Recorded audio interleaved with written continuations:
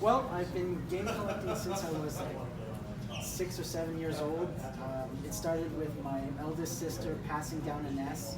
It started with Batman on the NES. Sweet. And yeah, Sega Genesis, and things just kind of grew from there. So recently, you've been selling off your game collection in order to purchase a piano. What was your motivation to sell your games to get this piano?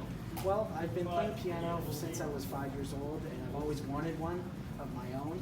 And it just seemed like the right time for me to look at my collection, see the value, and go, I've played these games to the point where they're all kind of memorized.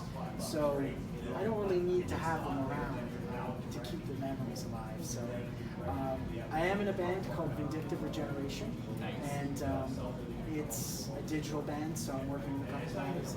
So you're saying that you had noticed that the value was there now with some of your older games.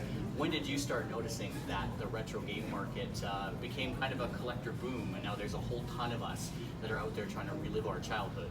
Well, it started, I think, 4 or 5 years ago. A friend of mine said, "Hey, Paul, you know that game's worth like $150, Dragon Fighter." Mm-hmm. And I thought to myself, He was like, "You know, Paul, you should really look at selling that. It's worth quite a bit now." So I said, "I really want a piano." When you were selling your stuff to the local Calgary market, you kind of went a step beyond the average person, and you became quite notorious, or one might even say legendary, in the gaming community in Calgary with your pretty hilarious photos to sell your items. I thought to myself, hey, I know I like seeing people with personality, and I know I can do silly faces on camera, so why not give it a shot? It's going to stand out. And I mean, I've had people send me messages just saying, you know what, I was having a really bad day, the pictures made my day, and I don't know, that makes me feel good. So. One of the most important aspects of sales, especially in stuff like this that's like a hobby market, is a transfer of enthusiasm.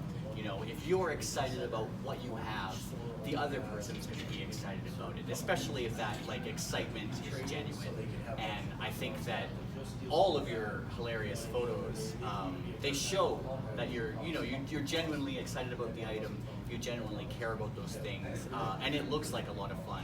And it looks like you're having a lot of fun just holding it. So I could imagine that you moved a lot of stuff very quickly because people probably wanted to like grab a hold of that excitement. Yeah, that's pretty true. I mean, no true words have been said. Now that you're in Facebook, in our local community groups, the YYC Game Collectors, Calgary Game Collectors, and a few others, how are you finding now connecting directly with the gaming community rather than being in an online platform that's a little more in person? I think a lot of the people are great. The atmosphere is great. The people are excited. People are understanding. Now that you've thinned out a good chunk of your collection, do you have any plans to continue growing your game collection? Well, I would really like to continue game collecting and possibly trading. That's something I'm looking into. I mean, I recently did go out one with a fellow named Johnny for Devil Survivor 1 and 2. Nice. So that was fun.